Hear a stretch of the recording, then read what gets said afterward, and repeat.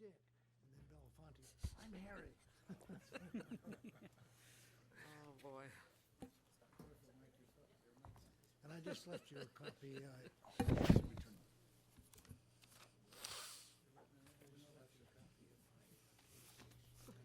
It's always interesting.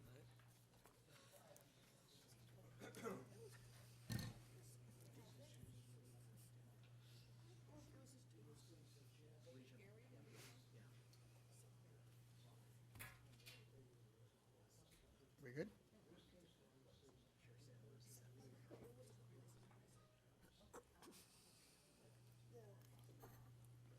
Good morning, all. I think we're just about ready to start our meeting. If I can get Ms. Cicchetti. Good morning, everyone. I'll call roll now. Chairman Vasquez, Present. Vice Chair Lieber, Here. Member Gaines. Here. Member Schaefer. Here. Deputy Controller Emron. Here. We do have a quorum, and the meeting will officially begin. Let me begin with our pledge allegiance. If we can get everybody to stand, please, those that can. I pledge allegiance to the flag of the United States of America and to the republic for which it stands, one nation, under God, indivisible, with liberty and justice for all.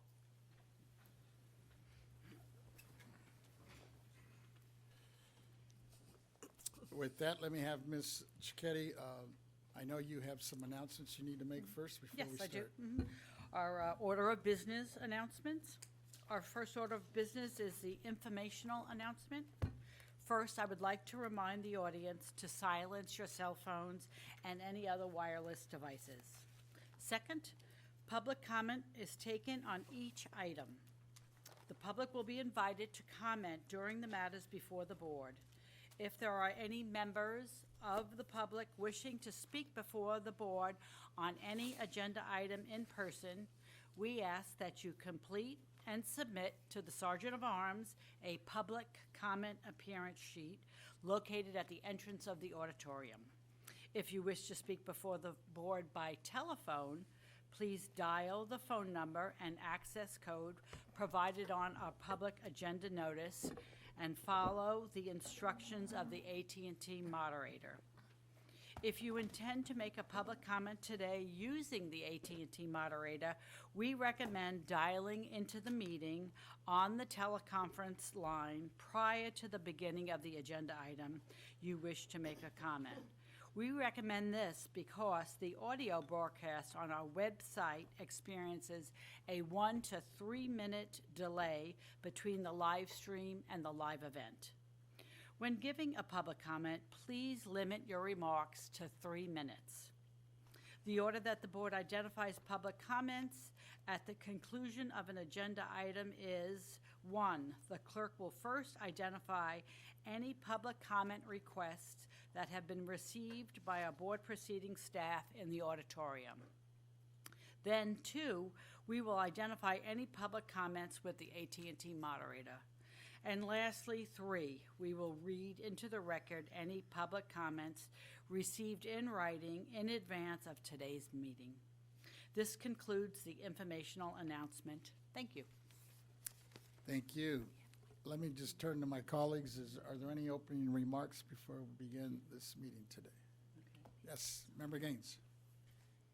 Yeah, I've got a number of remarks here. If I could, I'll keep it quick. But I just wanted to let you know I passed out an article that was in USA Today related to housing and the value of housing, and that's been a priority of this board. And so I just thought you'd want to take a look at it. But the title is "Why It Pays to Buy a House.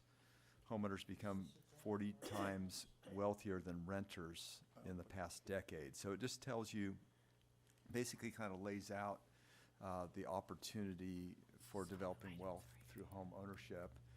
And it breaks it down by different demographic groups and by different races too, in terms of the amount of equity that they've acquired over time. And so I think it gives us an opportunity to continue that laser focus on housing and how important it is, because you don't want to end up at the end of towards the end, your later years in life and just rely on Social Security. You've got this nest egg. If you have the ability even to buy a home that doesn't appreciate one penny, if it's paid off, you have an asset. So I just wanted to highlight that. And then secondly, I wanted to make sure that these folks are really aware of river safety, because we have so much snow in the Sierras this year, 800 plus inches depending on what part of the state. I think Mammoth had over 800 inches. I think Sugar Bowl had close to that up here in farther north. But it was good for the ski industry. They've had a lot of struggles, in particular with the Caldor fire that wiped out Sierra at Tahoe, the resort. They were down tremendously over the last 2 years, so I'm glad that they had a better year. We've got to be careful with children, because the runoff is not only going to be massive, it's going to be for a long time. They're thinking that the runoff could occur all the way through September, which is unusual, and we always have drownings. Every year we have some drownings along our rivers, so it's going to be all that more important to make sure that children and adults that don't know how to swim have a life preserver on. And then finally, I can't help but comment about the Sacramento Kings, and we've got this great rivalry with the Warriors, and it's 2-2, and Game 5 is tonight, so I'm very excited about that. Go Kings. I've got my purple tie on here today, and I know we have a couple Warrior fans here, so we may, and Laker fans, so we may hear from them. But thank you. I appreciate you wearing your purple Laker tie, We should. But also, there's a belated birthday. You had a birthday just yesterday. Yeah, happy birthday. Yeah, thank you. It was a great celebration with family and friends, so thank you. Thank you, and thank you for the information. I'm going to take a look at this. Yeah, because that's one of the things. Matter of fact, I just had a meeting with some of the realtors yesterday on home ownership. Because in some communities, you find a lot of folks they want the opportunity to buy as opposed to renting the rest of their life, and it's a bit of a challenge, especially in California these days. I believe Member Schaefer has some opening remarks. Yes. Chair Vasquez, now that the board has freed me from my 3 years as vice chair, I can be my own man. I decided to show you how we Cowboys dress from down south. I'm going to speak later about maybe having an occasional meeting down there so you can meet our population. We have very famous cowboys like John Wayne, and then new guys like me. I also wanted to say we're celebrating Carol Burnett's birthday today. We don't mention what birthday for a lady, but she's an icon. And we're all in mourning today for the loss of Harry Belafonte. I never met Harry Belafonte, but I was personal friends with the Smothers Brothers. And he did a lot of work with the Smothers Brothers. I remember one program where the camera goes and Tommy says, "I'm Tom." And Dick Smothers says, "I'm Dick." And then Belafonte pops up and says, "I'm Harry." Tom, Dick, and Harry. Tom, Dick, and Harry is synonymous for the common man, and that's who we all represent. And, the saying, I don't want every Tom, Dick, and Harry to get into my phone calls or whatever. So I think that's really appropriate that I got up at 2 o'clock this morning and went on my little internet and watched the Tom, Dick, and Harry singing songs about peace and about liberty. They had a great grouping friendship over many, many, many years. And we lost him yesterday at age 96, one of the great entertainers. In fact, he was the first recording artist to have a single of any race of over 1 million records. He came out of a poor family in Harlem and went right to the top and did so much, not just for America, but for the world. And I want to pause for a moment for Harry Belafonte. Thank you. Thank you. And with that, let me turn to my vice chair. I believe she has some opening remarks. Thank you, Mr. Chair. I just wanted to recognize that the recognition of Armenian Genocide Day during this week, and I know that all of us here have a very powerful and engaged population of the Armenian community within our districts. And I think that as we look at the lessons learned from the Holocaust, the Armenian genocide, the internment of Japanese Americans in our own country, and other conflicts that have gone on, there are many lessons, not just for the current time, but also for the future, when we'll have a more complicated political landscape internationally due to climate change and climate refugees who are already on the move around the globe, and conflicts that are spurred on by climate destruction. So we have a pretty big to-do list in terms of humanity, and a lot to work through. And I think that in California, our diversity is our strength, and we're very lucky to have a diverse population here and to really be, I hope, a good example for the world community to look to. Thank you. I understand our Deputy Controller also has some opening remarks. Thank you, Chairman, and good morning to everyone here and those viewing online. I would be remiss to not mention the celebration of Earth Day, which was recognized over the weekend. Many are calling it Earth Week now, 2023, and it was 53 years ago that millions of people gathered to celebrate the first Earth Day. Challenged with polluted cities, contaminated rivers, a dwindling wildlife population, ordinary citizens came together and gave birth to a new movement, mobilizing in our streets, parks, and college campuses, standing up, speaking out, and fighting for a change and a bold commitment to leave a healthier planet for the next generation and beyond. The first Earth Day helped shape the way we interact with the natural world around us, which inspired the creation of the Environmental Protection Agency and the passage of landmark legislation, including the Clean Air Act, Clean Water Act, and the Endangered Species Act. Today, as our planet faces new challenges, we must recapture that incredible spirit and continue to build on the progress made in over a half century since, as we confront one of the greatest tests of our time, the climate change crisis. The climate change crisis, the effects are already prevalent. Firefighters are braving longer wildfire seasons. Farmers are bearing the loss of valuable crops. Sea levels are steadily rising. And our children and most vulnerable populations, those meant from low-income communities and communities of color, often bear the brunt of pollution and unfortunately experience a wide range of climate-related health effects. I understand that no one state or country can solve this crisis alone, but here in California, we have taken up the call to action, becoming a global leader while in combating the climate change crisis while strengthening our economy. The efforts to achieve carbon neutrality, expand on clean transportation, and implement nature-based climate solutions are well underway. In this past decade alone, California has planted more than 20 million trees, conserved more than 891,000 acres of land, and invested in climate-resilient infrastructure. So as caretakers of our planet, the decisions we make today and in the years ahead will have a profound impact on humankind and the world we leave behind. We must each do our part. Let's ensure that we do not pass a world beyond repair to our children and grandchildren. So to all communities across California, the United States, and the world, let's come together as one people who share one beautiful planet, and let us recommit ourselves to creating a healthier, more sustainable, and greener earth for all. Thank you, Chairman. I'll yield back. Thank you, and thank you for that reminder. I was reminded when you mentioned that I had the opportunity to actually go up here to Yosemite in the early 90s as a council member, where we started actually our local government commission here in Sacramento.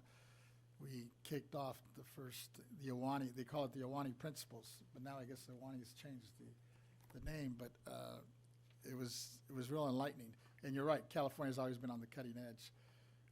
And then at that same year, we had an opportunity to go out to Toronto, where they kicked off, I guess, the beginning of this World Summit to talk about global warming.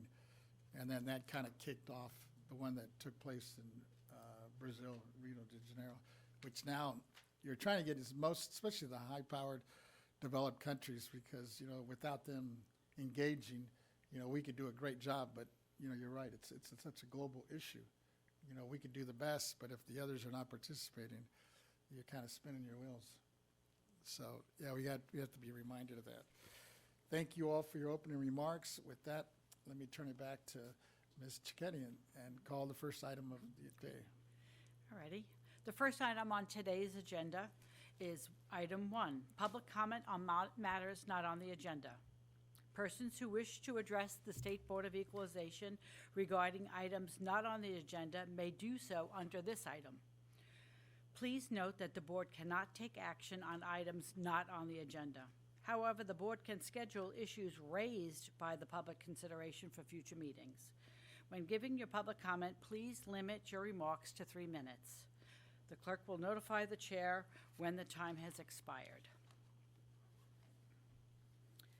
All righty, first, I'll let you know that on this item, I do not have anyone in the audience who would like to make a public comment. So I'm going to go out to the AT&T moderator.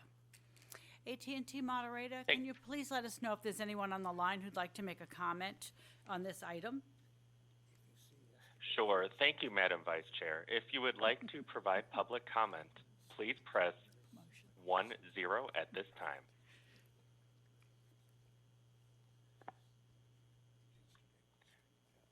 And we have a comment from Carol Adia. Please go ahead. Thank you very much. I'm talking about Proposition 19 and SCA 4. Proposition 19, euphemistically known as the death tax, was a deceptive and poorly authored proposition that reversed 35 years of fair and reasonable taxation of real property.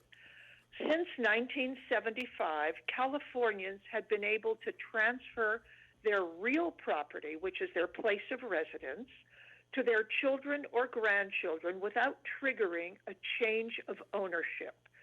After a very narrow victory based largely on the deceptively written bill, the exclusion of change of ownership was removed. Now, the only way inheritors can keep the same tax base is to move into the inherited property within 1 year of the parents' or grandparents' death. 20 years ago, I was fortunate enough to have inherited the house I grew up in from my parents.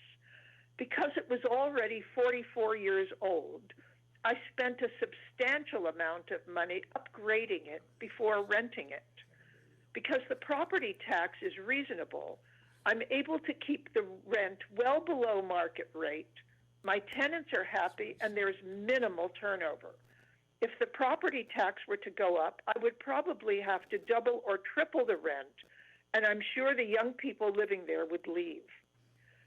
California, I looked this up, has more homelessness than any other state in the country. What a terrible dishonor for our state.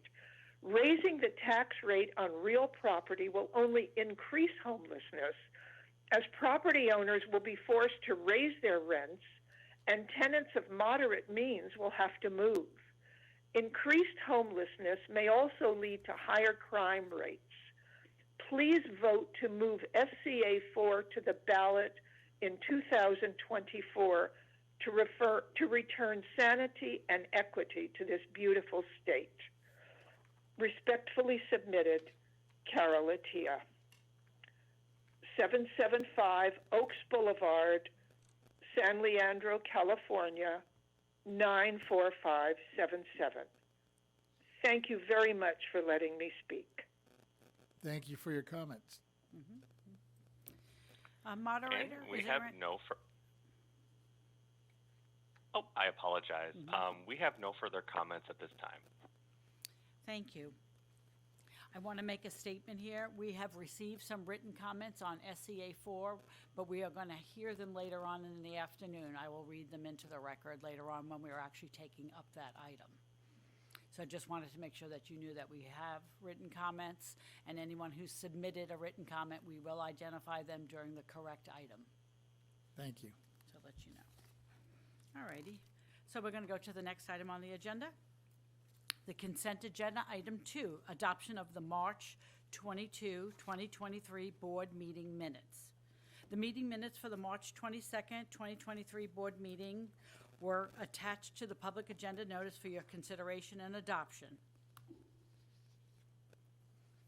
Is there any comments, questions, concerns? Seeing and hearing none, I'd like to entertain a motion to approve. It's been moved by our vice chair. And second by Mr. Gaines. We don't have any written comments on this, do we? No, I was just going to say, we have no one in the audience at this moment, no written comments, but we're going to go out to the AT&T moderator. Okay. AT&T moderator, do we have anyone on the line who'd like to make a public comment regarding this item? If you would like to make a public comment, please press 1, then 0 at this time. And we do have a comment from Robert Garcia. Please go ahead. Hello. This is in regards to Proposition 19. Just recently, my mother had passed, and so this chain of events has really done a number to the family. There's just a lot of things that Proposition 19 did, and it seemed that a lot of it was misinformation. They said it was for wildfires, to fight wildfires, and people voted for these things. And it just seemed like very unfair and bad timing for all of this to happen when everybody's still out here dealing with, COVID-19.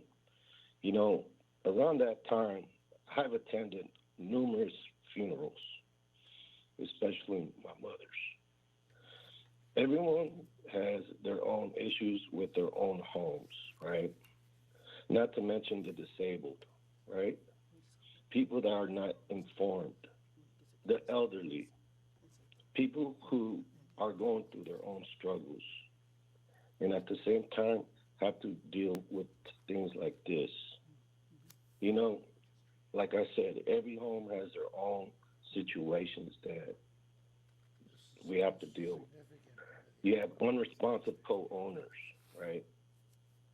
Family members that are also going through their own stuff, who are also either hospitalized or have not been able to get to their lawyers or even have the money to pay for lawyers to go forward with any of this stuff. There's situations where there's unmaintained units where you cannot just go ahead and put people in there because there's either mold or there's siding, there's things that are not up to par. And then there's rent control, right?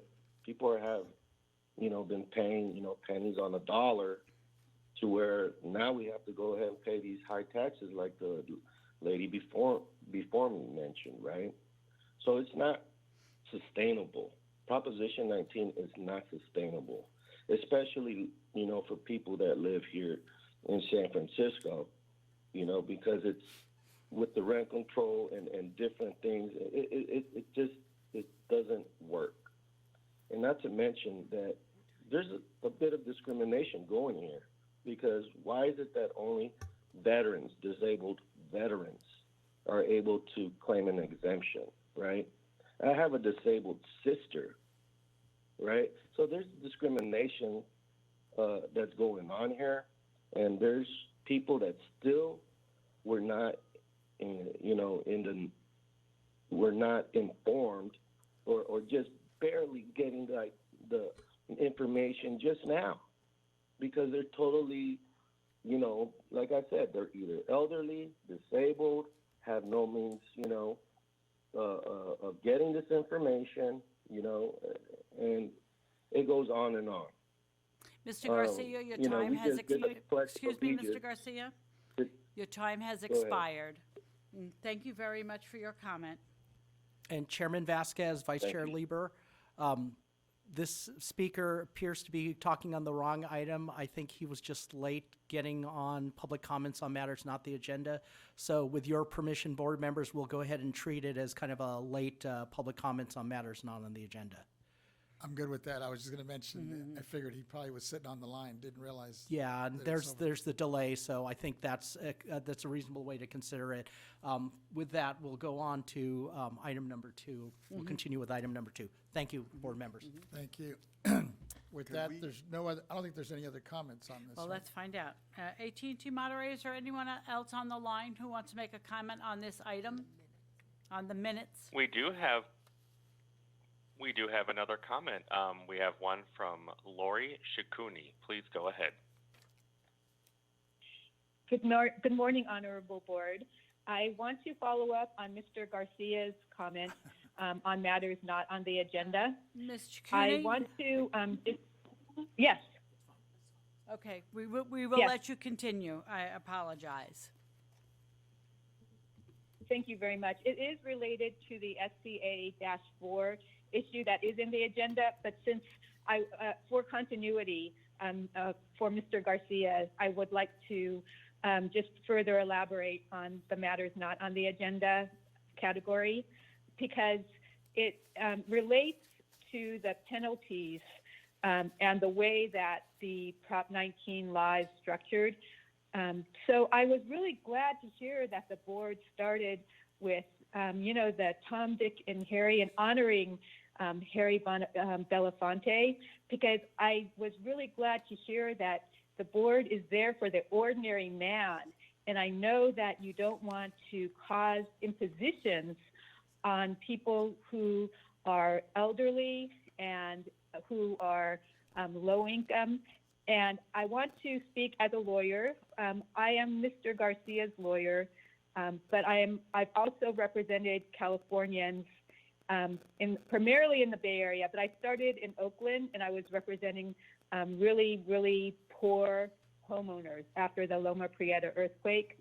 And I saw firsthand how property tax requirements can really pose a burden on people who do not have as much access to the legal system. For elderly people and for low-income minority people, these laws that are passed can catch people off guard, because I personally witnessed one woman almost losing her home because of a property tax issue, because she wasn't represented and she wasn't paying attention. But I want to point out one specific thing that's not specifically on the agenda, but it's the strict deadline for the 1-year filing of the homeowner's exemption. And so this is one of the things that Mr. Garcia was alluding to, because now prospectively you could get the property tax relief if you don't file within the 1-year period. But the requirement for like the back taxes having to be filed if you miss the 1-year deadline will really catch people off guard and will pose a big problem to people, because for people who were responsible citizens and bought homes a long time ago and the property tax has really gone up, if when the inheritors finally figure out that they have to file something saying that they've moved in within 1 year, the back taxes could really accrue. And so what I want to address that's not on the agenda is the penalty period for not filing within 1 year from the time that somebody passes. I propose that because of Ms. COVID. Chacuni, your time has expired. Your 3-minute time has Okay, expired. I'm Thank you sorry. for your comment. Thank you. AT&T moderator, could you let us know if there's anyone on the line who'd like to make a public comment on item 2? We do have another public comment. We have one from Gina Selui. Please go ahead. Hi there. If you can hear me, I'm going to add on to what the last speaker said. They say probate takes about 18 months on average to settle. So I do feel bad for these people, and I'm kind of going back to SCA4 public comment period. And what I want to say is if we can't pay, we can't stay. So for Californians, we must support SCA4. If we don't want wards of the state, we must reinstate 58, Proposition 13 for children and grandchildren. Anyone interested, please follow us at the website forcalifornians.com, and that's F-O-R and Californians with an S.com. Please call in May 10th to the Senate Governance and Finance Committee or go to Sacramento to show support. So you can find all this information at forcalifornians.com. Thank you. Thank you. All righty. AT&T moderator, could you let us know if there's anyone on the line who'd like to make a public comment regarding item 2? We have no further comments at this time. Thank you. All righty, so let's see here. We have a motion by Ms. Lieber, seconded by Mr. Gaines, to move and adopt the board minutes from the March 22nd, 2023 board meeting as presented. All righty, we are going to go to the next item. We're going to take a vote. Excuse me. Yes, I guess we do. I apologize. I just want to move along here. Let's see here. Mr. Vasquez. Aye. Vice Chair Lieber. Aye. Member Gaines. Aye. Member Schaefer. Aye. Deputy Controller Emron. Aye. So that's unanimous. With that, we can move forward. Oh, wait, I think there's Mr. Chair, just a question for staff and a point of clarification. The time when the item that contains SCA 4 is estimated to come up is 3 o'clock today, is that? But we are actually taking that item out of order. The chair's office has scheduled the speakers at 1 o'clock, so as soon as we return from lunch at 1, we will begin the 3 bills that you wanted to present as the board. And SCA 4 is one of those items, so I believe we could estimate sometime in the afternoon. So as we may have other folks who are just tuning in now, SCA 4 would not come up as an item until at least 1 o'clock. At least 1 o'clock this afternoon, correct. Okay. Thank you. good point. Yeah, we were trying to be flexible because many of these speakers are in session. Could I just Yes, comment? Yeah, go ahead, thank you. Member Gaines. And thank you for that clarification, Member Lieber, so that constituents know when they have an opportunity to speak. And I just want to speak in general to the comments, and I think we're all sympathetic to the challenges with Prop 19 and looking forward to addressing the issue in more depth later in our agenda. But I thought the comments made by Mr. Garcia and others were really appropriate and things that we need to hear. And we heard a lot of this early on after the bill passed, but it's still creating problems. You know, every time there's a death in the family, there's another challenge. And I think that the authors probably didn't realize what the impact would be across the demographic, you know, from people that the only asset they have may be a house, and now we're impacting that. And it goes up through the socioeconomic spectrum, but I don't think they anticipated how many people were hurting that are just trying to Sorry to interrupt, get by. Member So, Gaines, thank but you. be careful. This is a public comment on matters not on the agenda, so technically Okay. the board members shouldn't be addressing this. I would like to remind you, as you know, if you'd like to put this as a future agenda item, that would be an appropriate place to make comments on it. Okay, great, thank you. Thank you. Thank you. Thank you. With that, Ms. Chikedia, we can go on to the next item. To the next item. The next item on the agenda is tax program matters.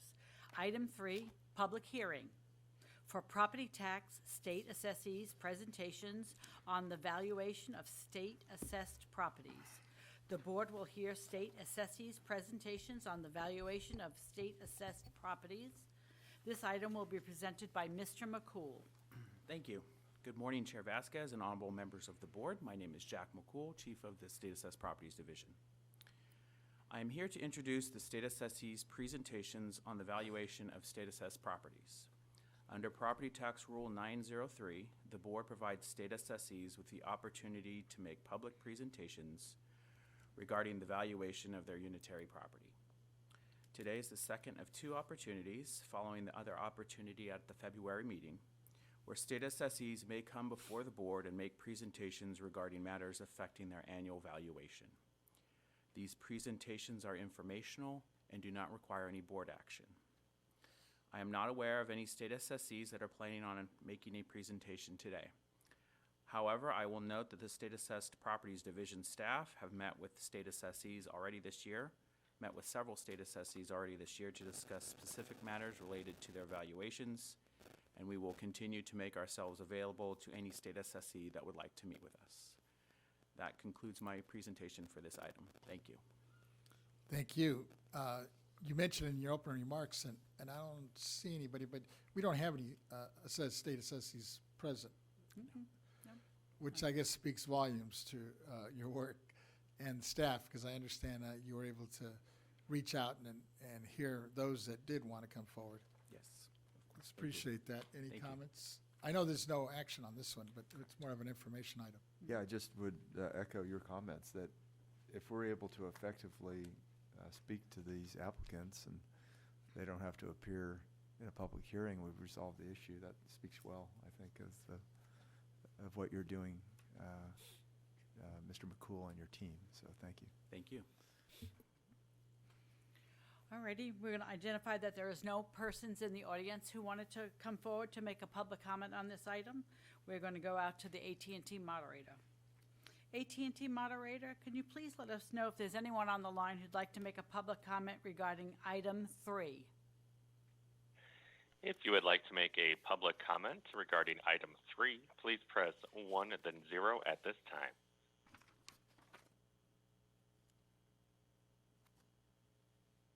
And we have no comments. Thank you. And I have no written comments on this item. So we're going to move forward. Move forward. To the Thank you, next Mrs. item. Chicken. Our next item is tax program matters. Item 4, property tax program, not appearance matters, land escaped assessment changes. I think it's item 5, right? Item 4 is the land escaped assessment changes. Adopt escaped assessments of property of state assessees as recommended by staff. T-Mobile West LLC, doing business as T-Mobile, 2748. Mr. McCool will present the item for your consideration. These matters are constitutional functions. Therefore, Deputy Controller Emron may not participate in accordance with Government Code Section 7.9. Mr. McCool? Thank you. Good morning again, Chair Vasquez and honorable members. My name is Jack McCool, State Assessed Properties Division. I'm here this morning to present a change to the land escape assessments the board adopted at last month's meeting. Last month, the board adopted land escape assessments for several state assessees, including T-Mobile West LLC. Our normal process for adding property that has escaped or missed assessment is to provide each assessee with a 30-day notice of our intention to add the escaped values to our next assessment roll unless they can provide information that the assessment is not warranted. In this matter, T-Mobile did not provide any information during that 30-day window. However, after the 30-day window, but shortly before the March board meeting, the assessee did provide staff with information contesting the need for an escaped assessment for 2 of the 3 years adopted by the board. Our staff verified the information, and we agree that there should not have been an escaped assessment for those 2 years. This agenda item would make this correction by removing the 2020 and 2021 land escape assessments for T-Mobile, assessing number 2748, adopted by the board at the March 22nd, 2023 board meeting. I'm available to answer any questions, and I ask for your adoption of this item. Thank you. Seeing no hands on this issue, I just wanted to thank you and specifically for being a little proactive on this measure and moving it forward. And if there's no comments or questions, I'd like to move the staff's recommendation. It's been moved and second. Do we have any written comments on this? I was going to say we have no one in the audience. Just make a record of that. We have no one in the audience who wants to make a public comment regarding this item. Let's go to the AT&T moderator. AT&T moderator, could you let us know if there's anyone on the line who'd like to make a public comment regarding item 4? If you would like to make a public comment regarding item 4, please press 1-0 at this time.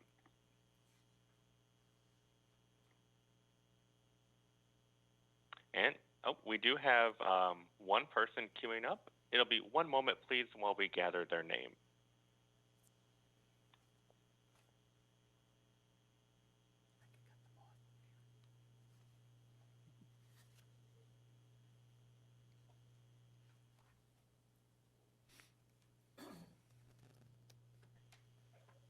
And we have a comment from Ariella Darlington. Please go ahead. Hi, thank you so much for letting me have the opportunity to ask a question. This question is for Mr. McCool, actually. I was wondering if I was somebody who was interested in obtaining more information about some questions I had and information I found about property taxes in my neighbor. I was wondering if he had some contact info I could maybe follow up with him about. But I don't know if I can give my number, but Yes, That's- thank you for the question. okay. My best recommendation would be to access our BoE website, boe.ca.gov. We have a list of contact information for property tax questions available on our website. Unfortunately, I don't remember our mainline phone number at the moment, but that can also be found on our website as well. Perfect. I'll explore that further. Thank you so much. Thank you. Do we have All right. anybody else? Or No, is we're that- gonna find out, yep. AT&T We moderator? have no further Okay, perfect. Thank you. We have no written comments regarding this item. So let's see here. We have Mr. Vasquez making the motion. Ms. Lieber is seconding. The motion is to adopt the land escape assessment changes as presented by the staff. Chair Vasquez? Aye. Vice Chair Lieber? Aye. Member Gaines? Aye. Member Schaefer? Aye. Thank you. That's unanimous of those present that are allowed to vote on this. Perfect. We'll go to the next item then. Yes. The next item is tax program matters. Item 5, property tax program, non-appearance matters, board role changes. Adopt changes to values of state-assessed properties as recommended by staff. A, 2022 board role of state-assessed property. B, 2021 and 2022 board role of private railroad cars. Mr. McCool will present these items for your consideration. These matters are constitutional functions, therefore Deputy Controller Emron may not participate in accordance with Government Code Section 7.9. Mr. McCool? Thank you. Good morning once again, Chair Vasquez and honorable members. Jack McCool, State Assessed Properties Division. Revenue and Taxation Code 4876 allows for correction of errors on the state assessed roll, while Section 11426 allows for correction of assessment errors on the private railroad car roll. I'm here to present roll changes for 2 state assessees and 1 private railroad car assessee for the board's consideration. The first state assessee roll change is to correct a staff error on the assessee's 2022 unitary appraisal. In this matter, the assessee contacted our staff to report an error they identified in the appraisal. Our staff has since verified, and we are in agreement with the assessee that an error occurred and should be corrected. The second state assessee roll change is the result of a staff error during our allocation process. In this matter, the value of the company's unitary property was allocated to the wrong county. This roll change would simply correct that error. The private railroad car change is to correct an assessee reporting error. In this matter, the assessee contacted our office after realizing they had incorrectly included rail cars leased to a different entity on their own property statement reporting for years 2021 and 2022. The assessee provided revised reporting statements, which our staff have reviewed. This roll change would correct the assessee's reporting error. I'm available to answer any questions, and I ask for your adoption on these items. Thank you. Members, I think Vice Chair might have a, I don't know if it's a question or a motion. I'd like to make a motion that we adopt the changes to the values of state assessed properties as staff has recommended. It's been moved by our Vice Chair and second by Member Gaines. We don't have any written comments on this, do we? Let's see here. We have no written comments. We have no one in the audience, but let's go out to the moderator. AT&T moderator, do we have anyone on the line who'd like to make a public comment regarding item 5? If you would like to make a public comment regarding item 5, please press 10 at this time.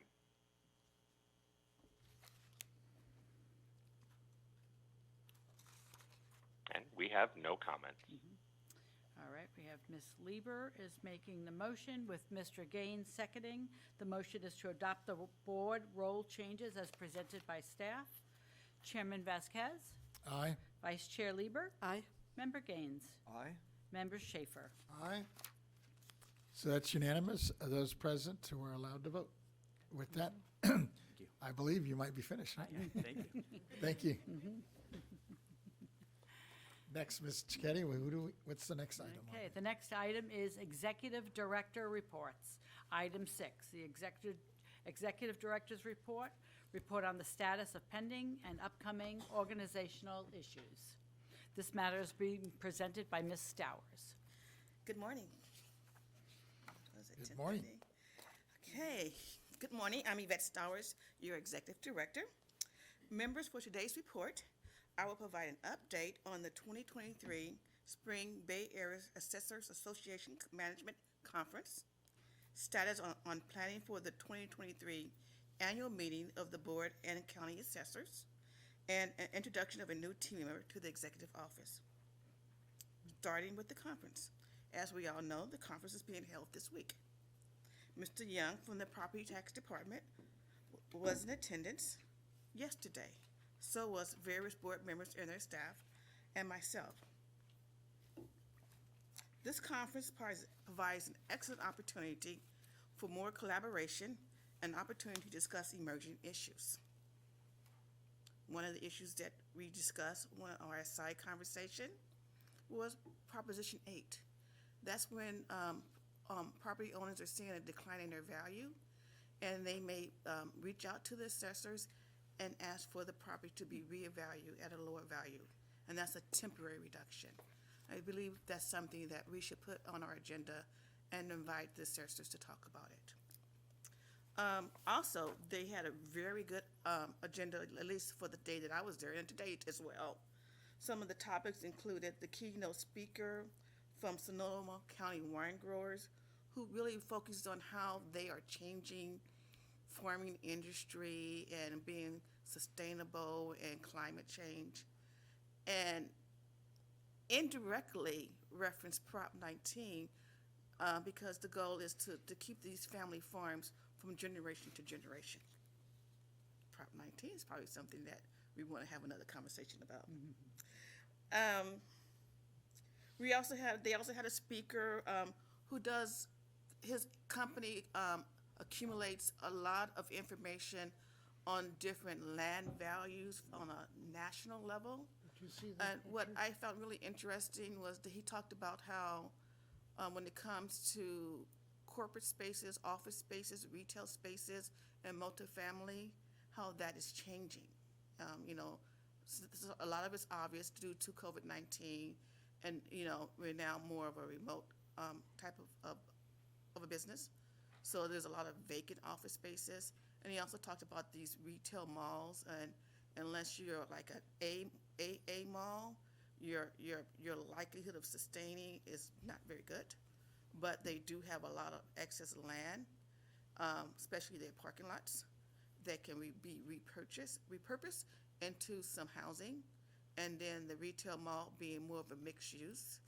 You still have your mall, but for a smaller space, smaller scale, and then having other business within it. So that's something that I'm sure the assessors and all of us will be looking at in the future.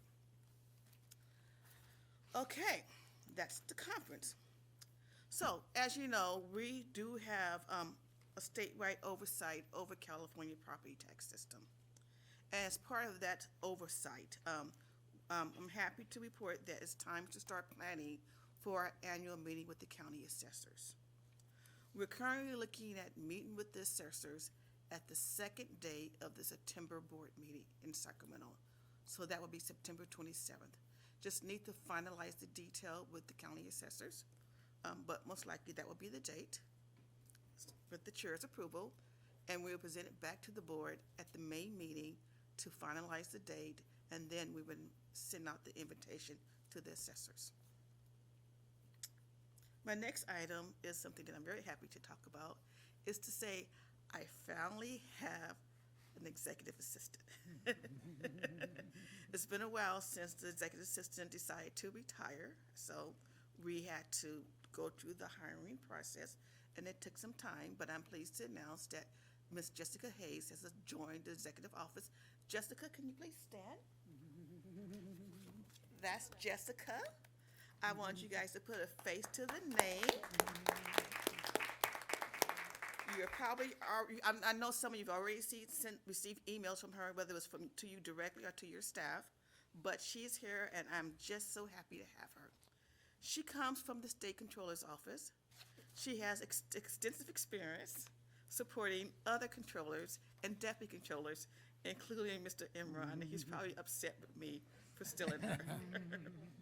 But she also supported me back in the day, too. So, finally, with today being Administrative Professional Day, I would like to recognize and celebrate the great work of all of the administrative professionals. And for me and for everyone in the BoE, it's just not those who have the title of administrative assistant. It is those who are behind the scene and supporting the organization and making sure that we are carrying out our constitutional and statutory functions. So let's start with Jessica. Thank you. I also want to acknowledge Yvette Butler, not Stowers, but Butler, who is assigned to the executive office. She's an analyst, but she really filled in the gap while we went through this recruitment process.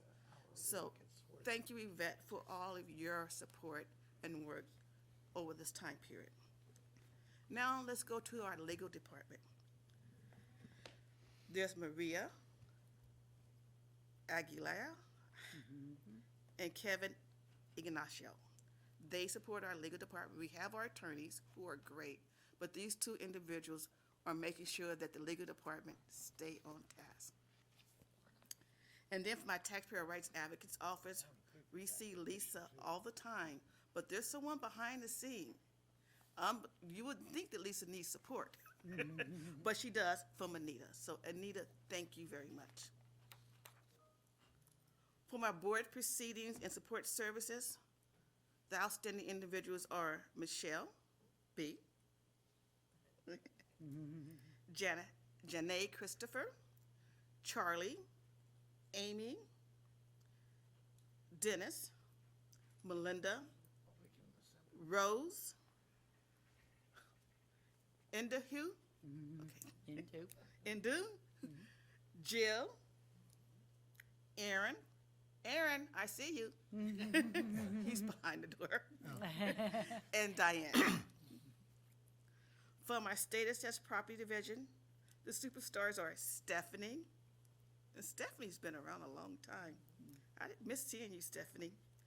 John, Colin, Jeanette.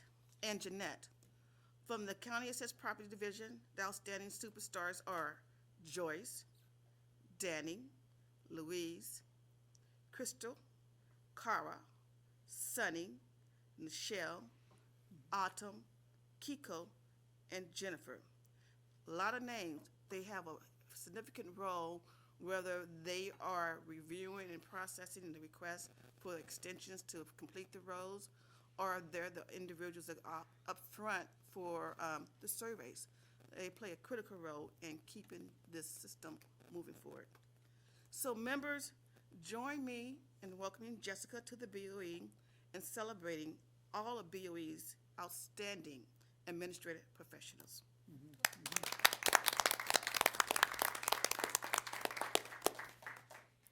That concludes my report for item 6. I'm available to answer any questions you may have. Well, thank you for those introductions. We've had the opportunity to meet some, especially the ones that are here in the boardroom at most of our meetings. I wanted to thank them for all their support. And then those that we don't see, and welcome Jessica to the team.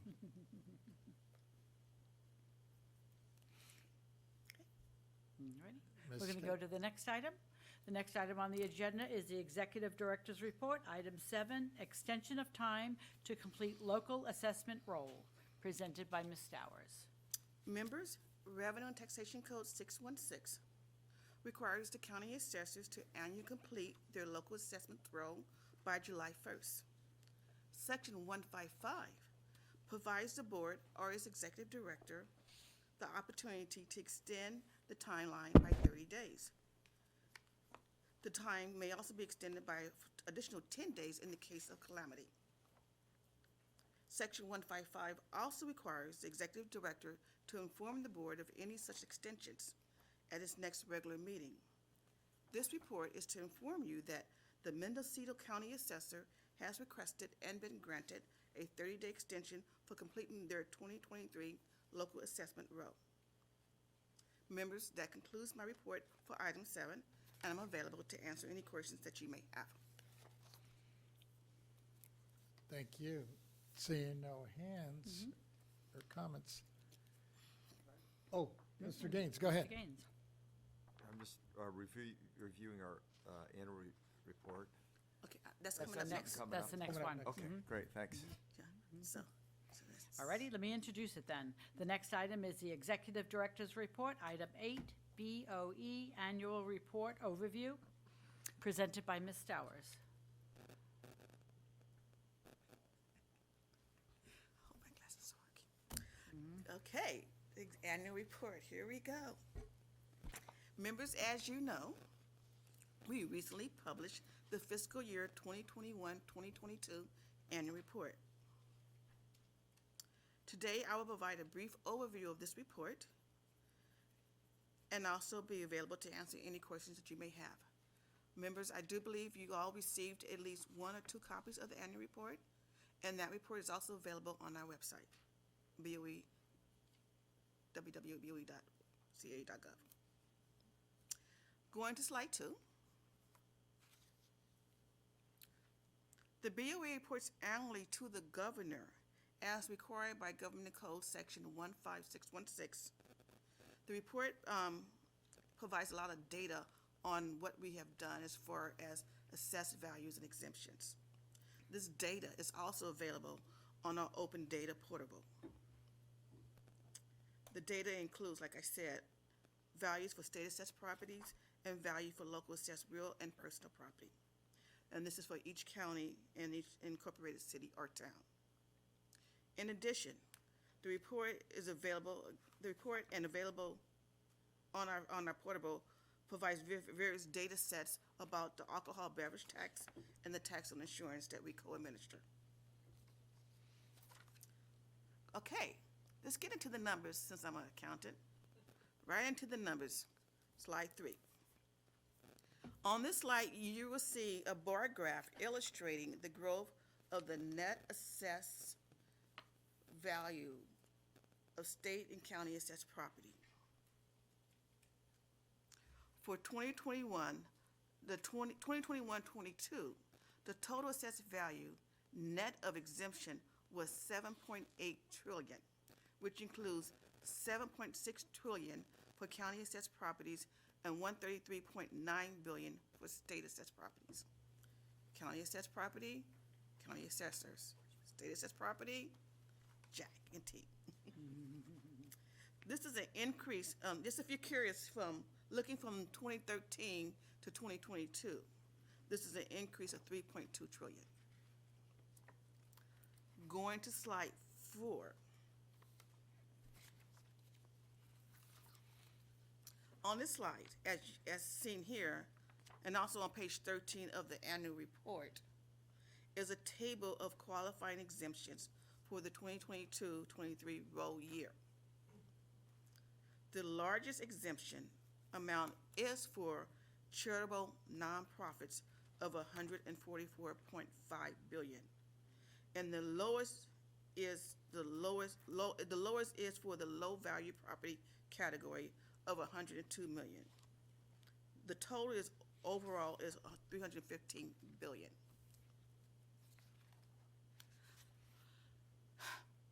Before we go to the next slide, are there any questions on this one?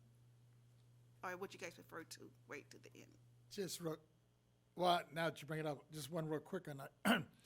As you're mentioning, the qualifying exemption here on number 4, which approximately, I was wondering what the percentage of the 144 billion is in charitable nonprofits, exemptions for low-income housing. Do we know that?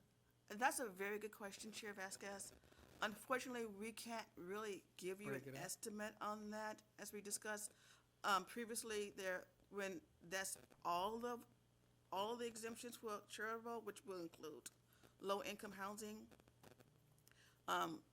As of right now, the assessors are not required to report out that detailed information.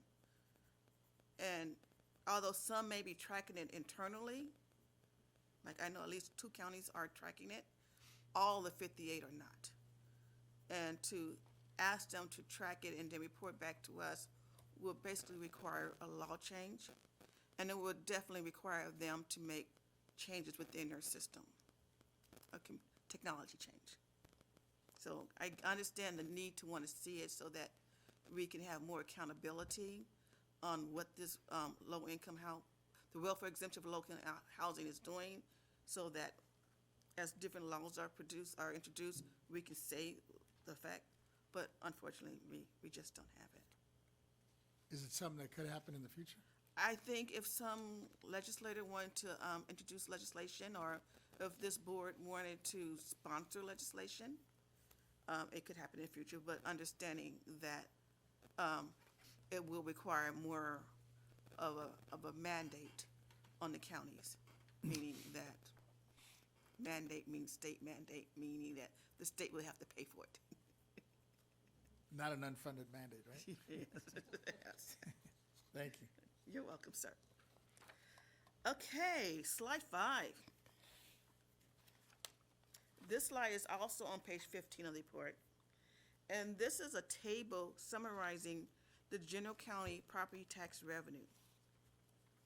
For fiscal year 2021-22, a total of $83.1 billion in total local property tax revenue was generated. This is an additional $3.2 billion, or a 4% increase in property tax revenue from last year. Schools received approximately $44.6 billion in local government. Local government, such as counties, receive approximately $11.7 billion, and cities receive approximately $10.4 billion, and others, such as special districts, receive $16.3 billion. We'll pause here and say this revenue, when people say, well, and it's something that bugged me yesterday, what did the assessors do? What did BoE do? This is what we do. It's this revenue right here. This revenue going to local government. The assessors are in charge with determining the value, but our role is oversight to make sure that it's fair and equitable. So this is what we do. Okay. Moving on. Slide 6.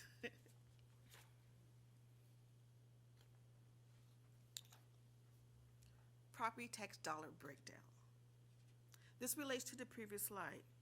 This is a simple illustration breaking down the property tax dollar. Approximately 53.7 cents of every dollar goes to schools. 14.1 cent of every dollar goes to counties, and 12.5 cents of every dollar goes to cities, and 19.7 cents goes to other local governments such as special districts. Slide 7. This is our revenue summary, and it's also on page 16 of the report. This table summarizes the total revenue related to BoE tax programs compared to the prior year. The table also indicate whether the revenue goes to the state general fund. You will notice that all 5 programs have had an increase from year to year between 4 to 12%. So that's county assessed property tax revenue, tax on insurer, state assessed property tax, alcohol beverage tax, and private railroad car tax. Slide 8. Supporting our communities.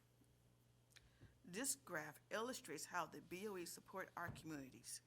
For fiscal year 2021-2022, we are proud to report that a total of $88.6 billion in fiscal contribution supports state and local governments. $3.3 billion goes to the state general fund with revenue from tax on insure at $2.9 billion, the alcohol beverage tax at $429 million, and the private railroad car tax at $9.8 million.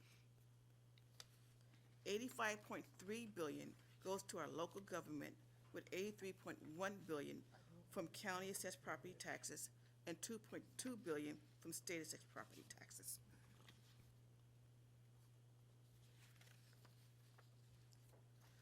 Okay, going on to, we're gonna leave the numbers. We're gonna go to slide 9, and we're gonna talk about county assessed properties. Again, as you know, property taxes is one of the primary sources for revenue for the counties, cities, and special districts. While the state does not rely on property taxes as a source of revenue, there are revenue implications for the state if there are any incorrect assessments on real property. State law guarantees California schools a minimum of funding, and the state is responsible for backfilling shortfalls in education funding under Prop 98. That is why the BoE role in overseeing the assessment practices of the state's 58 county assessors who are charged with establishing the value is so important. Each of the BoE's constitutional and statutory duties are critical to promoting a consistent and uniform property tax system throughout the state. In fiscal year 2021-22, the BoE and our oversight role accomplished the following. The BoE conducted and issued 11 assessment practice surveys or compliance audits of the county assessors' practices and procedures. The BoE provided guidance to county assessors in the form of rules. We did 4 property tax rules, and we issued 95 advisory letters to county assessors, and we updated 3 of our handbooks. We prescribed property tax forms to county assessors. By the way, all of the forms that the county use are prescribed by the BoE. In fiscal year 2021-22, BoE admitted 3 of the prescribed forms. We provided training and certified individuals performing the duties of appraisals and assessment analysts for property tax purposes, including the newly elected county assessors. Yesterday, at least 3 newly elected county assessors acknowledged taking the training course and receiving their certificates. Bravo to them.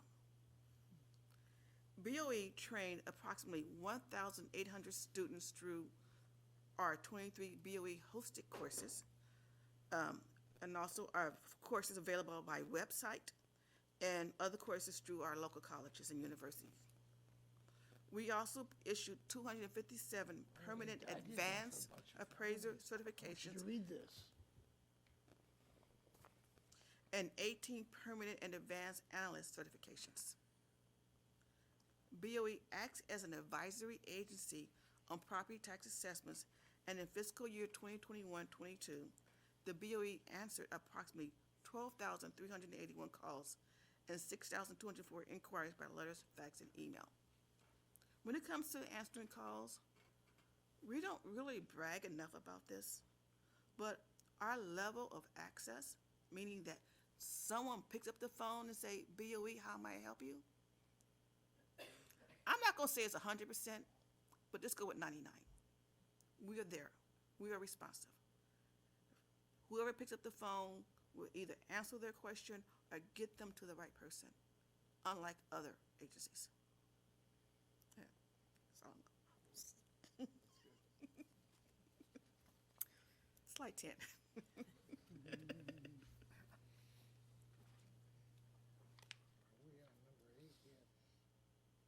To continue,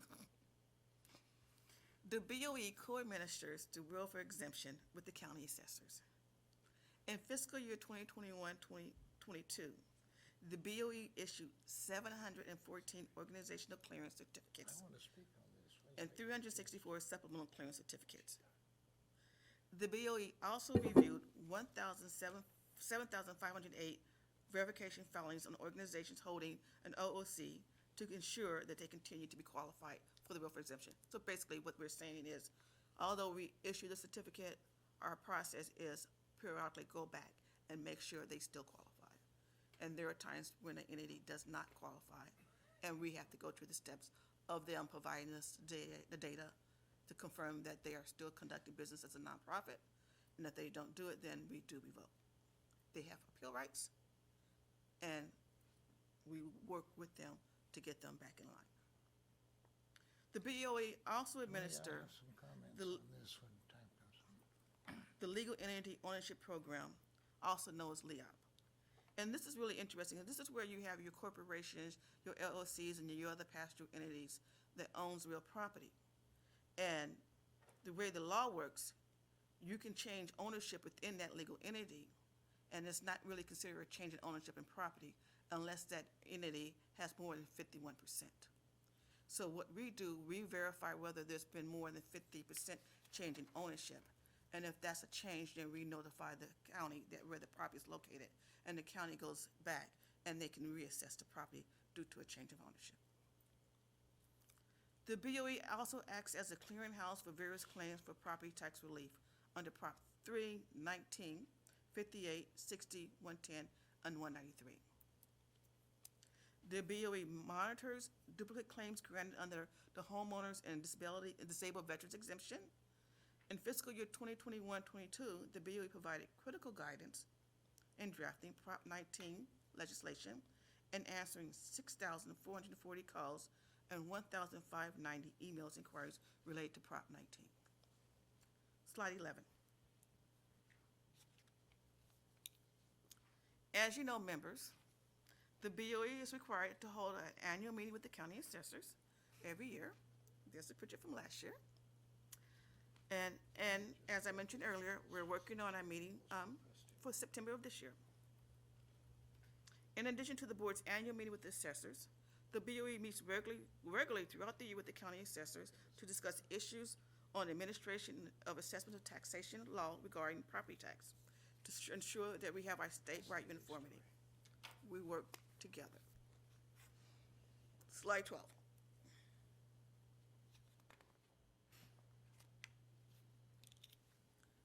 State assessed properties.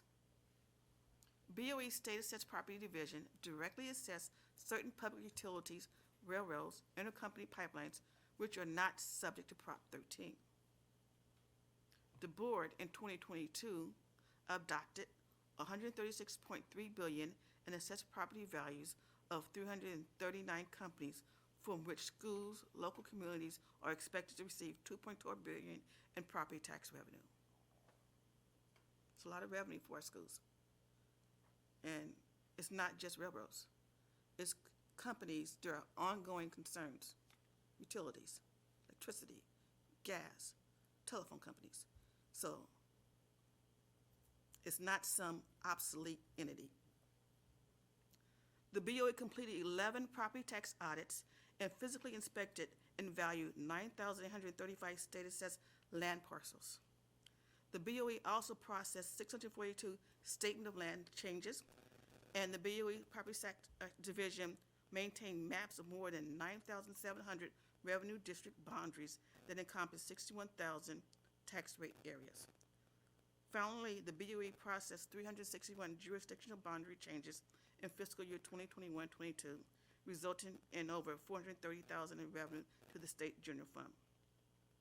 Slide 13. In addition to the highlights I have shown today, the annual report also includes portions of profiles of the programs we administer, information on BOE's governance and responsibility, recently enacted legislation, and court cases. This concludes my report.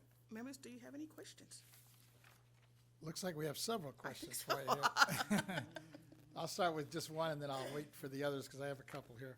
But going back to, I guess it was page 6, where you're mentioning the whole breakdown of the dollar. I was wondering, it looked like there was a slight decline in how much we're giving to the schools if you go back to 2021 and then compare it to 21-22. Actually, that's just us accountants doing a different rounding. Okay. Last year, we rounded up. So is like- that fuzzy math? It's not fuzzy. It's just number people. Okay. Instead of doing like this year, we took the percentage to 53.7. Last year, we took the 7 and we rounded up to the nearest whole, 54. Oh, that's, So there really was no change in what was allocated to the schools. They still received The same amount, Same basically. amount, yeah, yeah. all right. Let me start with Member Gaines, and I know we have Member Schaefer, and then I'll go to my right. I think there's a couple on the right as well. Yeah, that's great. Yeah, thank you for the presentation. It's very thorough. And I liked, I like what you've printed here too, in terms of, it's got all the key data in it for our constituents to look at if they ever had a question about the BoE. But you had made some comments about change of ownership that are less than 50%. And so there's no tax impact. I'm trying to think of a situation where you might have parents owning the home and adding on a child. It's different for individuals versus corporations. Okay. So what I was talking about, the LEOP, legal entity, is when Okay.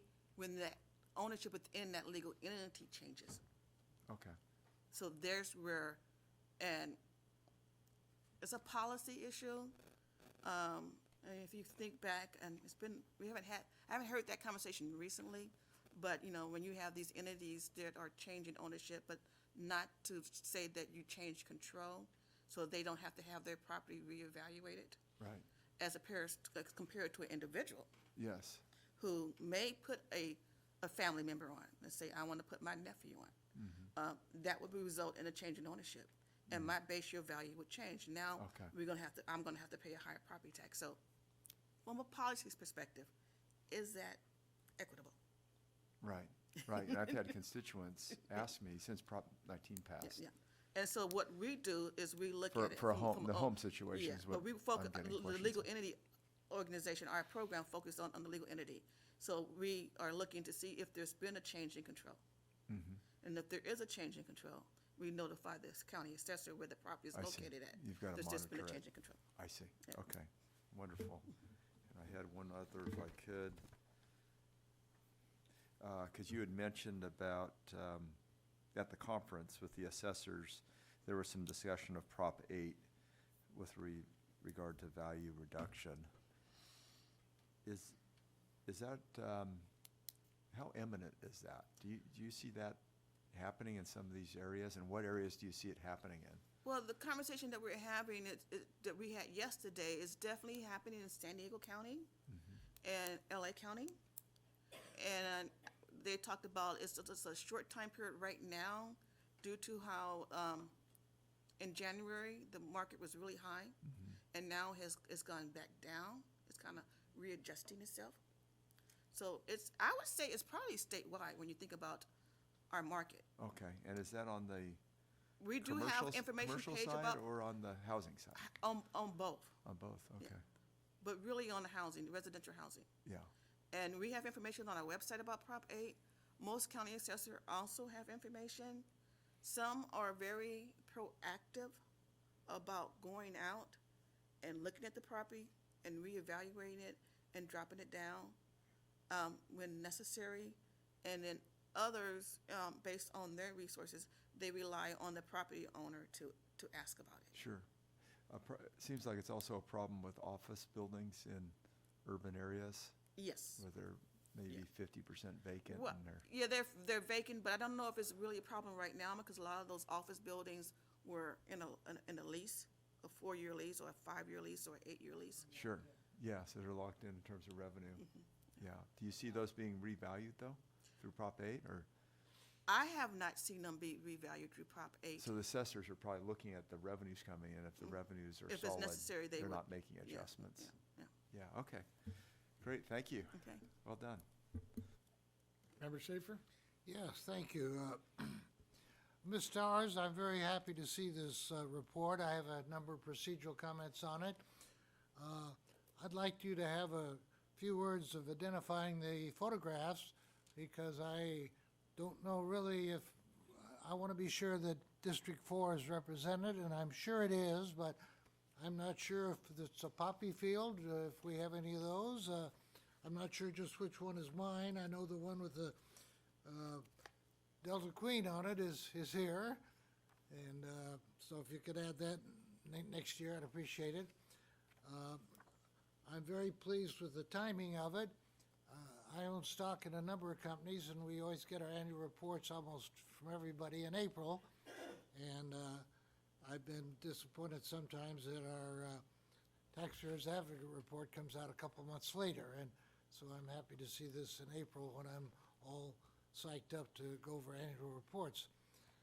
I think the photograph you have of the board members is great. I've always been sorry I didn't have anything with Betty E's picture on it, or a picture of how I look when I'm vice chair all dressed up. It's really nice to have. On page 3, you talk about our vision includes enriching our employees. I'm not sure how we do that. I hope we're paying them the best salary possible to retain all our talented people. I assume we have coffee and tea in the morning for them if they need it. What do we mean by enriching our employees? We enrich our employees by, one, making sure that they have a good place to work. This is a friendly place to work. That we pay them what we pay them. This is government, this is the state. So their salaries are their salaries. But we motivate them, we train them, we encourage them to move forward. We acknowledge their accomplishments. We celebrate them. Well, I know we're doing a good job, and a lot of it has to do with you. Thank you, sir.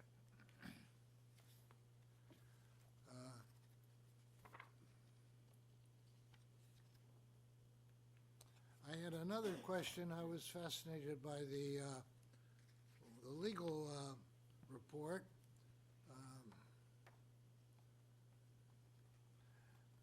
Could you tell me the status of that case that's highlighted? Did it go on to a review, or is it all over with?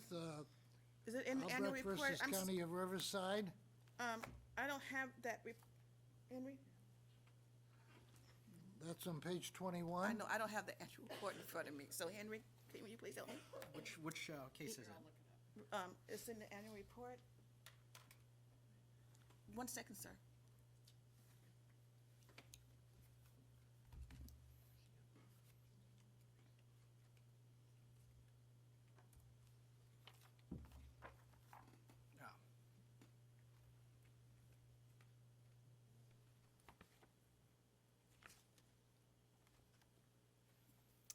Yeah, this is a, Member Schaefer, this is a appellate decision that came down, it was published, and it is a final decision. So it's something that the legal community can rely upon. Well, it interests me because I've always felt that our sovereign nations were untouchable, and it looks to me like there is a possessory tax that is sustained. Yes, that's correct. Yeah. Basically, it's a little bit more complicated than that. It really depends on, thank you, whether or not the tribe is acting as a market participant or whether they're acting in their sovereign capacity. The case was very good about going over the issues and the factors that decide that. Well, I don't really know the tribes.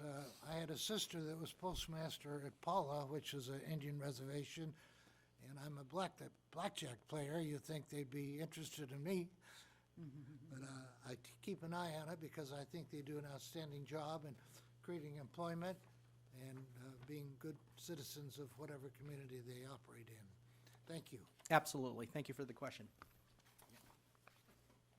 On my right, I think we have the vice chair, and then we also have our controller. Go ahead. Just briefly, when we were talking about the staffing for the agency yesterday at the CAA conference, I really noted how many wonderful comments I got about staff at all levels throughout the agency. And I've been going through and trying to meet one-on-one with my 19 assessors that are in my district. And every single one that we've been able to meet with or talk with has really commented on the excellence of staff. So that's something that really stands out for me. And then When you mentioned Prop 8 and the possibility that we could have a future agenda item with representatives from CAA speaking about how the implementation of that is going and what the impact is for the taxpayers, I would really be interested in having that as a future item and finding out more about how it's going and are there differences between counties that have staffing that are able to relate to that, and also the intersections between that and some of the other considerations that the taxpayers can avail themselves of, such as the disabled veteran status. I think that would really behoove us to learn a little bit more about that, so as we're doing our outreach to constituents, we'll be as knowledgeable as possible on that score. Okay. Thank you. Thank you, Vice Chair Lieber. I will reach out to the chair's office and the CAA about both of these topics and when they have time on their schedule to come forward. No, you're right. I had the opportunity when I was there on Monday to speak to some of the assessors. I have the luxury of just having one, but so it wasn't that tough. I think our Deputy Controller has a couple of questions for you. Thank you, Chairman, and to the Executive Director Stowers. I applaud you and your team for this very important and comprehensive annual report. I know it takes a lot of work, and I'm sure the Governor's office will be pleased with such a meaningful and impactful report. I want to make a few highlights on page 8, supporting our communities, the BoE's positive impact on local schools and governments, of course, but also on state government, adding the administered programs that we co-administer, adding over $3 billion to the general fund and keeping this great state running is very impressive. And then also on page 6, with the dollar bill graph, over half of the money going towards our schools, which is just so important to the future generations of children, especially when it comes to closing the achievement gap, improving math and reading proficiencies, and making sure that no child in California is left behind. I did have a few questions. You mentioned that there's a positive growth of 4% from year to year. Can you kind of speak to some of the factors that has led to this increase? With respect to property values? Well, property values are going up, supply and demand. That's basic. More demand, less supply, values go up, prices go up. Okay, thank you for that. And then the feds are increasing interest rates in 2022 at record pace with no cuts expected in 2023. There's been talks about a possible economic recession. Job losses have occurred, especially here in California with the tech sector. What impact, if any, will this have on property tax values and possible future revenue here in the state of California? With the higher interest rates, those who are trying to get into the market of buying, they're having a difficult time. They may have the 20% down payment, but due to the high rates, they won't be able to afford the mortgage. So that's going to have a negative impact on those who are trying to buy. But those who are fortunate to buy, again, is still going to result in higher property tax values. So it's a double-edged sword, I would say. Thank you, Chairman. I yield back. Thank you, and thank you all for your comments.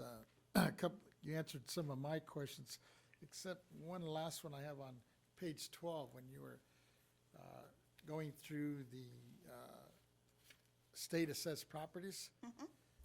I noticed we maintain maps for more than, 9,700 revenue district boundaries. And that encompasses, I guess, roughly about 61,163 tax rate areas. I was wondering how that compares to maybe 10 years ago. Right. Has it really jumped, I wonder? Or do we have that? We don't track like that. I did take a look going back to the data that we do have, so we're not really tracking it that way. However, I can say in 2018, 2019, we had fewer maps that we had to maintain. We had less districts. But it changes ongoing. Ongoing. So this is an ongoing workload for us to maintain the maps. It's something that, that we have to do. And if we have to maintain the maps, know where the districts are, because that is how the revenue is being allocated to the various counties. So it's really important for us to maintain it.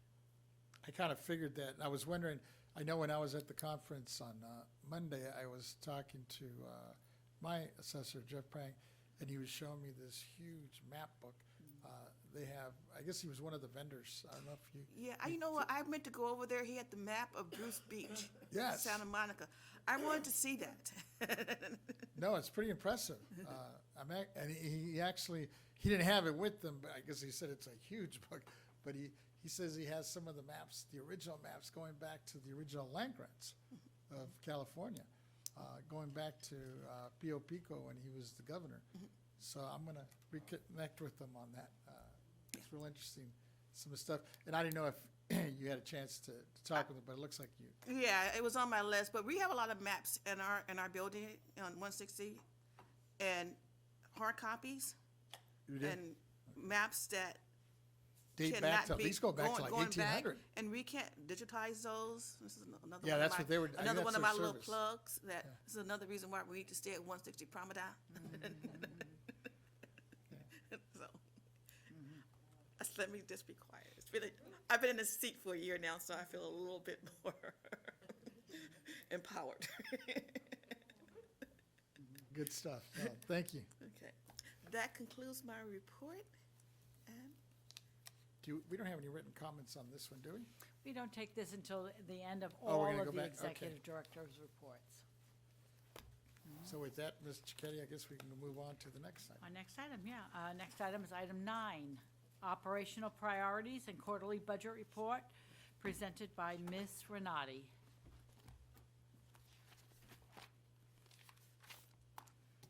Good morning, Chairman Vasquez, Vice Chair Lieber, and honorable members. I am Lisa Renati. I'm Chief Deputy Director of BoE. Today, I'll report on some of the agency's operational priorities. The first item is our strategic efforts on BoE's workforce planning. We continue to fill our vacant positions, and since our last meeting, we have filled 6 positions. 4 are new employees, new to the BoE, and 2 are promotions of internal candidates. The majority of our remaining vacancies are in active recruitment, and we continue to make meaningful progress in our goal to accomplish more efficient and timely recruitment processes to reduce our vacancies. The management team also continues to perform multiple activities to develop our workforce and implement succession planning. Just as we have spent a lot of time and energy to recruit people on board, we must also ensure that our staff and managers have the tools and training and mentoring they need to perform and grow in their roles. And at BoE, we're very lucky. We have many brilliant and highly technical property tax experts on staff. But this level of expertise does not happen overnight. It takes time, it takes experience, and our workforce planning efforts begin with onboarding our new employees and assessing their strengths and competencies, their challenges, and providing training and the building blocks for them to reach their capacity.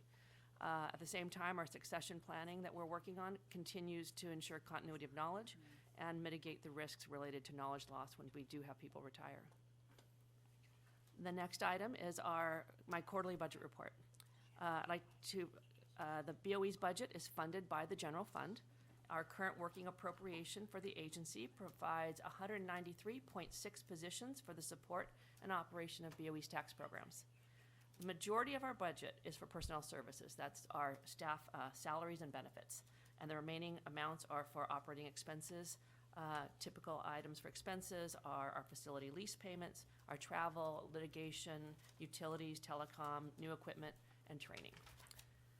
Based on our recent expenditure reports available for the period of July 22 through March 23, we are projected to spend over 86% of the amounts appropriated to the BoE.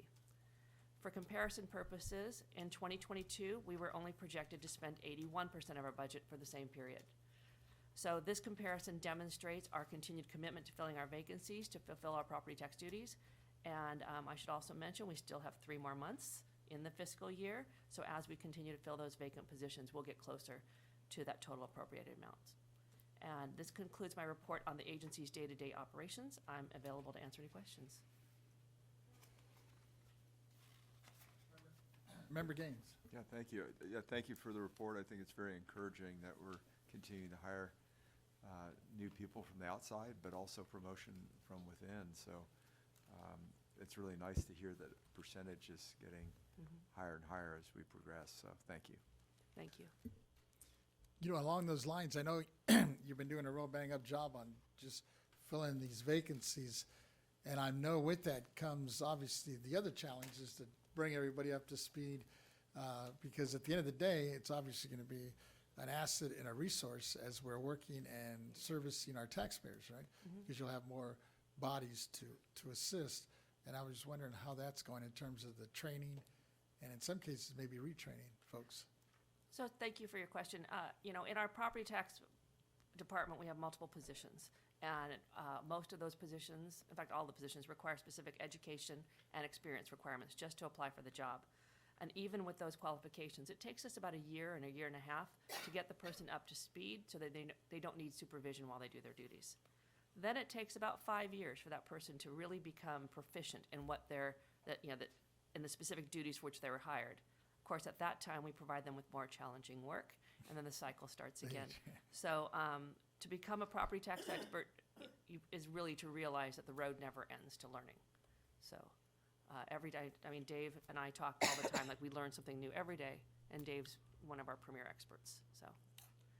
So yes, we do provide that training and retraining and building. Sounds good. Seeing no other hands, I guess you continue. I believe that concludes this portion. Miss Mary, I'll push it back to you.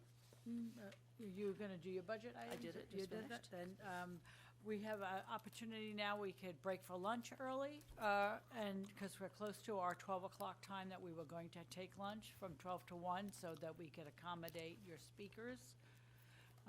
So we could can get back. And so we could get back in time and we could get going on that. So if we start another item, I believe it'll be too long of Is a it, that's what I was going to ask you. presentation. Is it the next one's a little bit too long? All right, you know what, we probably could take We one. could probably squeeze a little one? We could take one All in, right. yes, we can. Our next item, we do have. I see him standing there and he's ready to go, Yes. so. I hope it's not too long. No, I think we're good. Yes. Oh, really? You know. Kim is pretty efficient and quick. Let's see. So we will take another item up before we break for lunch. Go ahead and This call item that. is item number 10, Communication Chief's Quarterly Report, presented by Mr. Kim.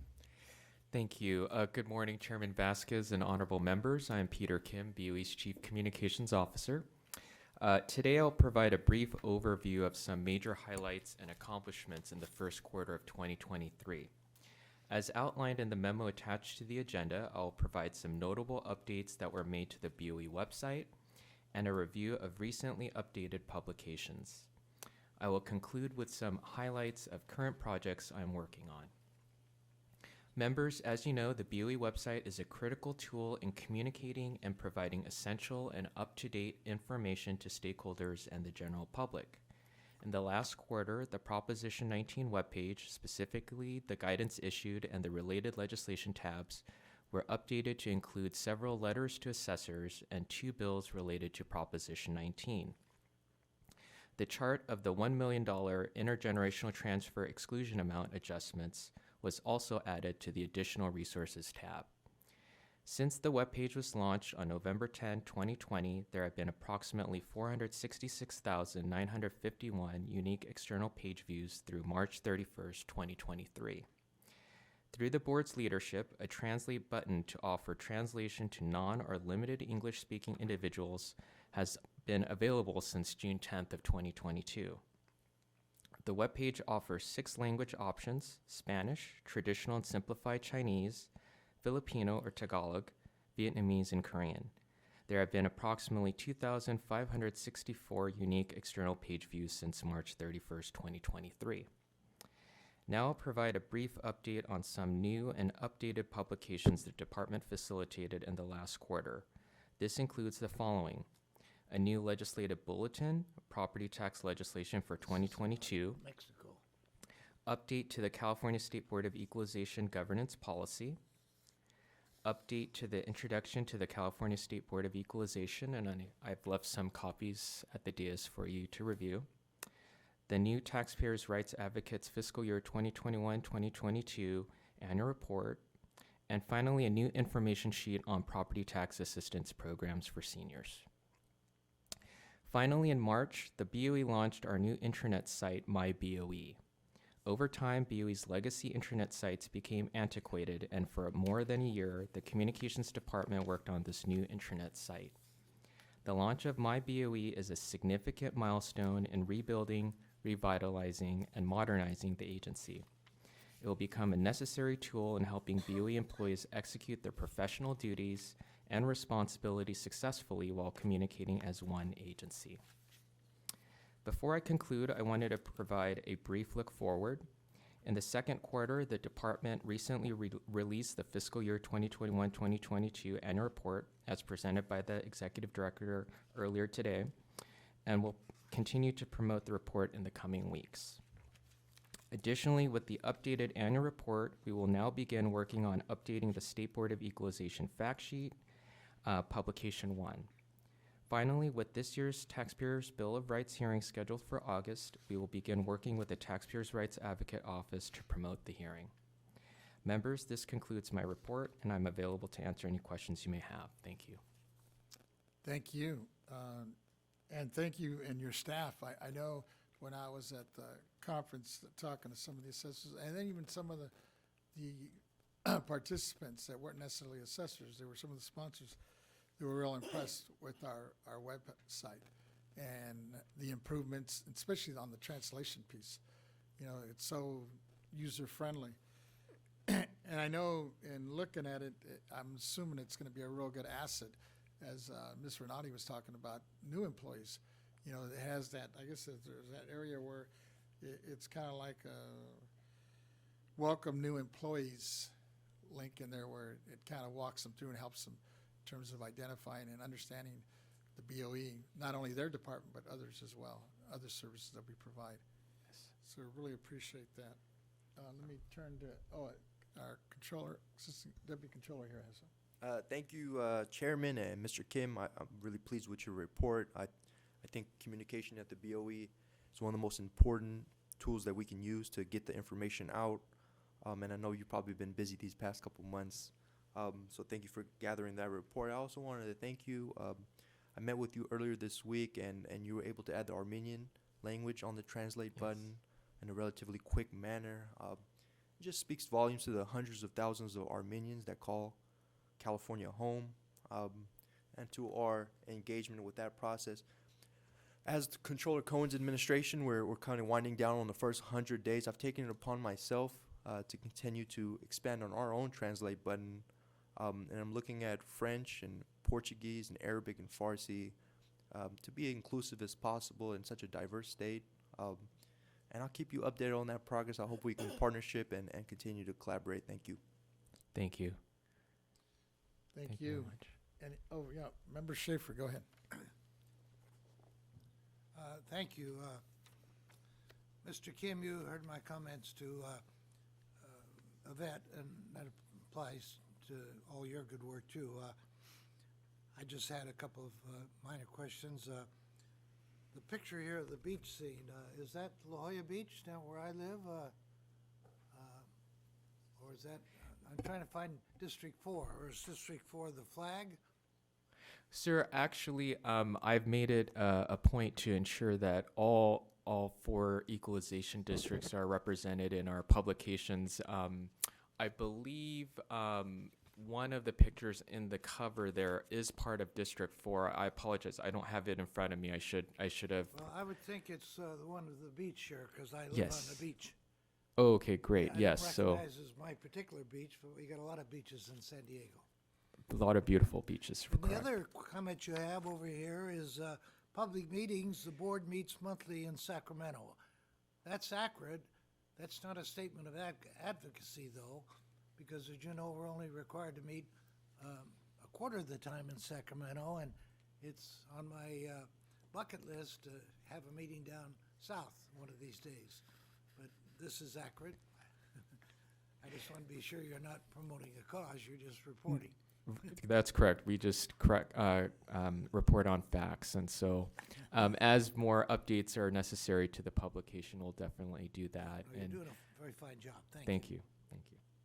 Member Gaines, I believe you had your hand up. Yeah, thank you. Chair Vasquez had asked about making sure that we have multiple language options for our constituents. And I think, had you mentioned, I'm just trying to get the numbers right, that as of March 23rd, there were 2,564 views in different languages. Is that the right? Yeah, so thank you for the question, Member Gaines. The number that I reported in my memo is a reflection of the total unique external page views of our Translate page that has all of the language links to the translation. Okay, great. Unfortunately, we're unable to assess what number of languages or how many people are using for what languages Yes. specifically. Yeah. So the only data that I could provide is for those that actually do visit the Translate page, and to assume that they're using the Translate functions. Sure. And Yeah. is that from January 1 to March 23rd? That's actually from the launch of the page, which was June 10th of 2022. Okay. Yeah, All up right. until March 31st of 2023. Okay, Yeah. great. And it's, is it prominent enough?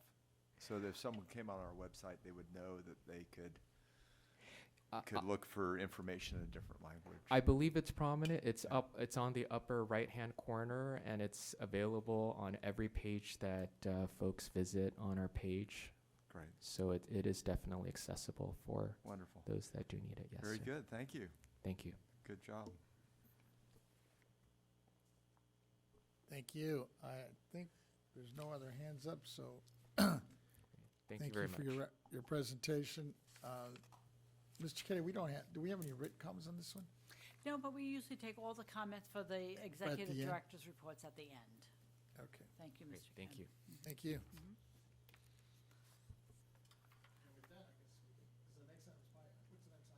Is the taxpayer rights advocate, or she could give a quick report? Why don't we do that? Let's try it. The next item is item 11, Taxpayer Rights Advocate Office Report, update on the activities of the Taxpayer Rights Advocate Office. This matter is being presented by Ms. Wing. Welcome. Thank you.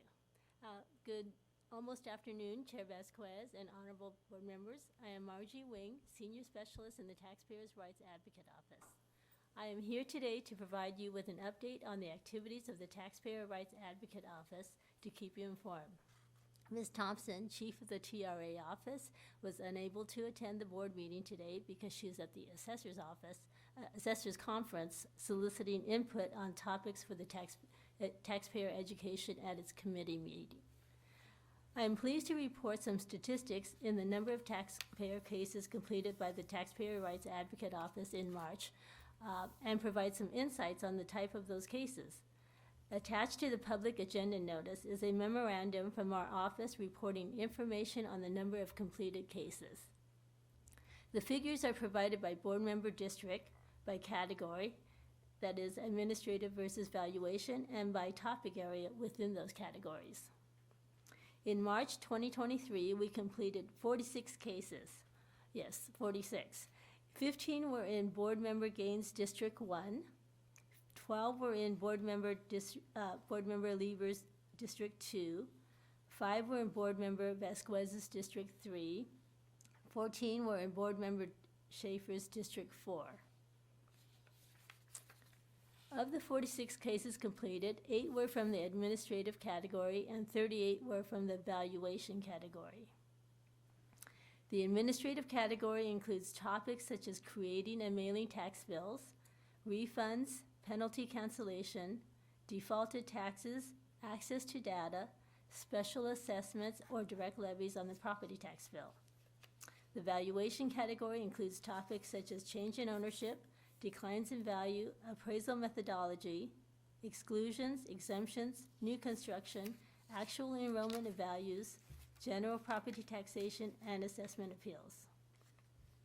With respect to the administrative category and its 8 cases in total, 5 pertain to delinquent or defaulted property taxes, 1 involved penalties, and the 2 remaining involved other matters such as property taxes in general. With respect to the valuation category and its 38 cases in total, 6 cases involved actual enrollment of values, 1 involved appraisal methodology, 1 pertained to assessment appeals, 5 cases involved change in ownership, 3 involved decline in value, 15 cases pertain to exclusions from reassessment, 4 cases involved general property taxation, and 3 pertain to new construction. To provide some additional insight on the specific topic of exclusion and exemption cases, this is a further breakdown. For the 15 cases involving exclusions from reassessment, 5 pertain to the parent-child exclusion or grandparent-grandchild exclusion, and 10 pertain to the base year value transfers for persons aged 55 and over. 8 of the 15 exclusion cases occurred under Proposition 19, since the change in ownership events occurred on or after February 16, 2021 effective date for intergenerational transfer exclusion provisions, and its April 1, 2021 effective date for Proposition 19's base year value transfer exclusion provisions. The remaining 7 exclusion cases pertain to transfers that occurred under prior law. To provide additional insight on the nature of the cases that our office works on to assist taxpayers, I offer some additional information on a case our office worked on last month in March and how we helped resolve it for the taxpayer. This case involved a taxpayer that had received a lien for unsecured property taxes on a boat.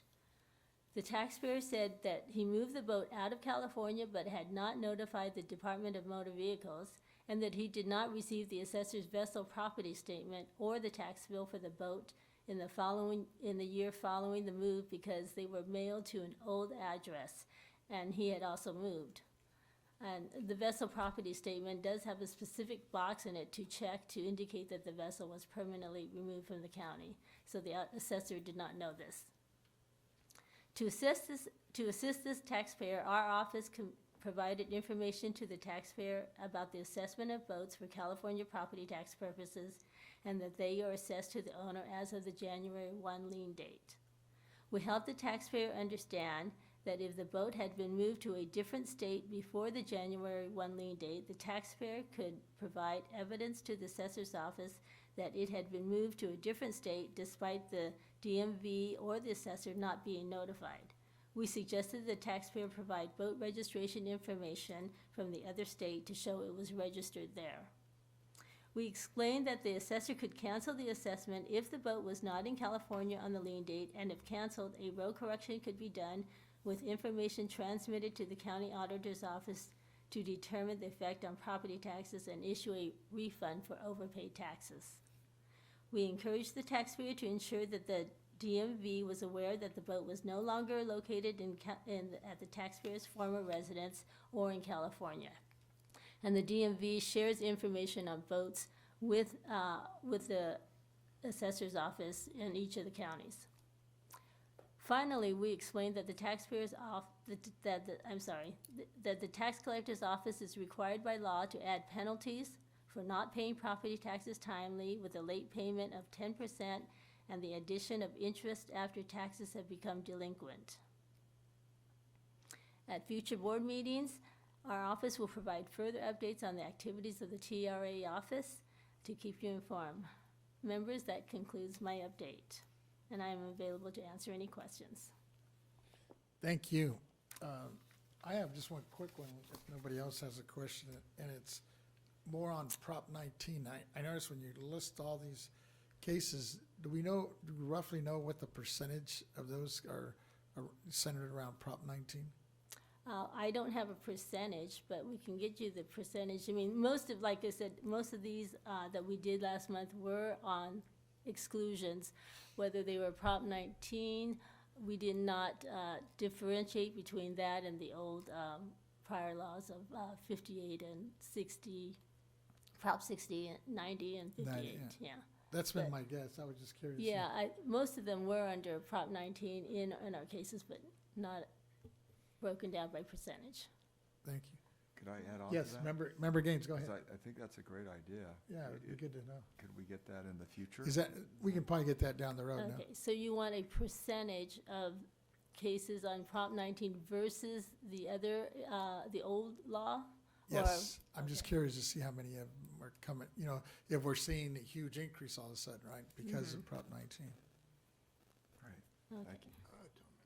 Yes, Member Schaefer. No, that's a very fine report, Ms. Wing. I appreciate the fact that you give us all the basic facts and not really get into the subsequent hearings in detail because that's available elsewhere if anybody wants it. I think your office is becoming more and more efficient. I appreciate that. Thank you. Thank you. Any other? Any other questions? I think you did a great job. Okay, thank you. Thank you. I think we're right about noon now. So if we take, I guess we're looking at an hour, we need an hour break, right? We take the Yes. hour lunch, Yeah. then we'll be back in time for the speakers that we have on hold. So we all agree we're taking 1 hour lunch and we'll return at 1 o'clock. Unless I'm hearing others, I'm getting shaken, everybody's okay with that. We are taking a 1 hour lunch. And a 1 hour. So it's exactly noon, so we'll be back at 1 o'clock. Thank you.